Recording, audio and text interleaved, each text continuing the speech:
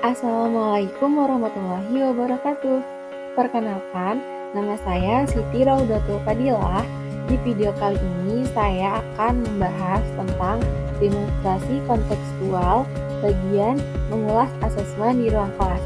Adapun tugas ini adalah tugas mata kuliah pemahaman tentang peserta didik dan pembelajarannya topik 3. Silahkan simak videonya ya.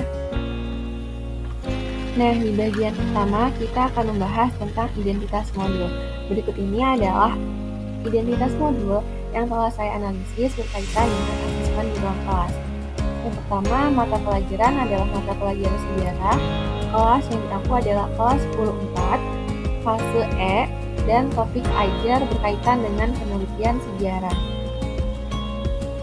Berikut ini adalah capaian pembelajaran yang harus dicapai oleh peserta didik.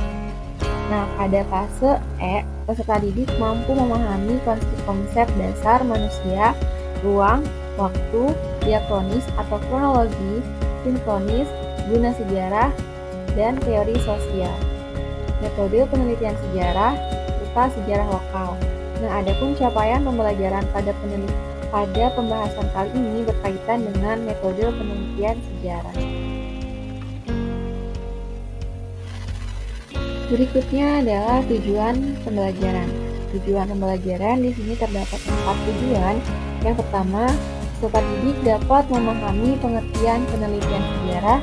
Yang kedua, peserta didik dapat memahami langkah-langkah penelitian sejarah yang terdiri dari heuristik, kritik atau verifikasi, interpretasi, dan penulisan sejarah. Yang ketiga, peserta didik dapat menerapkan langkah-langkah penelitian sejarah dalam mempelajari sumber sejarah yang ada di sekitarnya. Dan yang terakhir, peserta didik mampu menumbuh kembangkan sikap mandiri, teliti, percaya diri, dan bertanggung jawab. Nah, selanjutnya adalah jenis asesmen. Seperti kita tahu bahwa terdapat 3 jenis asesmen, yaitu asesmen diagnostik, asesmen formatif, dan asesmen sumatif. Namun, pada kesempatan kali ini saya akan menganalisis asesmen formatif berbentuk proyek. Nah, penilaian proyek atau project assessment ini merupakan kegiatan penilaian terhadap suatu tugas yang harus diselesaikan dalam periode ataupun waktu tertentu. Nah, dalam topik ini, membuat proyek video vlog secara berkelompok, yaitu tentang penelitian sejarah di kawasan Banten Lama. Adapun instrumen asesmen yang digunakan adalah rubrik penilaian. Nah, kemudian muncul pertanyaan, bagian mana dalam asesmen tersebut yang menunjukkan kesesuaian dengan tahapan perkembangan peserta didik?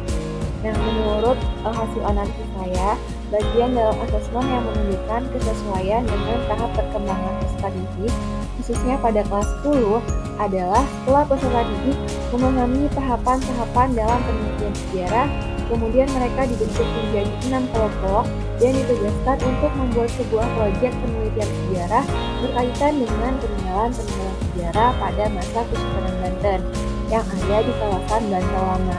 Nah, dengan demikian, tahapan perkembangan peserta didik ditunjukkan pada bagaimana cara mereka mengimplementasikan dan menerapkan pemahaman yang sudah diperoleh tentang materi langkah-langkah penelitian sejarah di lapangan dengan membuat sebuah proyek.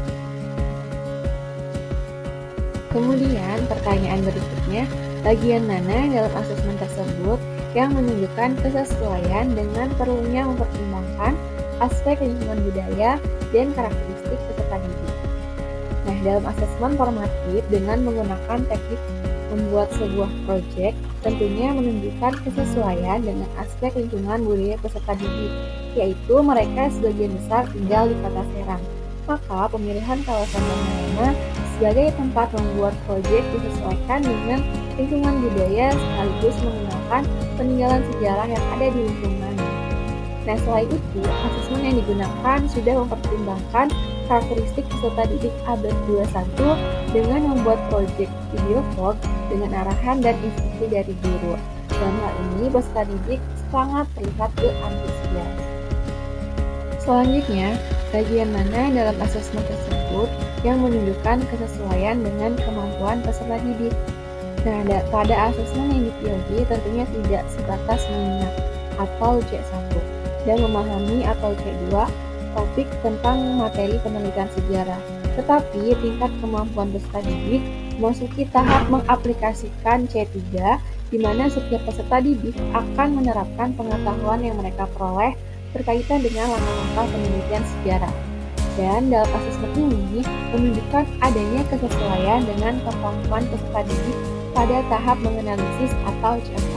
Nah, selain dari aspek kognitif, kesesuaian kemampuan peserta didik juga dalam asesmen ini dapat terlihat pada aspek psikomotorik dan juga afektif. Selanjutnya, bagian mana dari asesmen tersebut yang menunjukkan adanya kesesuaian bahwa sudah memberikan ruang bagi peserta didik untuk memberikan umpan balik terhadap proses pembelajaran mereka. Nah, dari asesmen tersebut telah memberikan ruang bagi peserta didik untuk memberikan feedback atau umpan balik terhadap pembelajaran yang telah mereka laksanakan dengan cara memberikan sebuah lembar penilaian diri siswa yang di dalamnya berisi tentang refleksi peserta didik atas pembelajaran yang telah mereka lakukan berkaitan dengan proyek penelitian sejarah.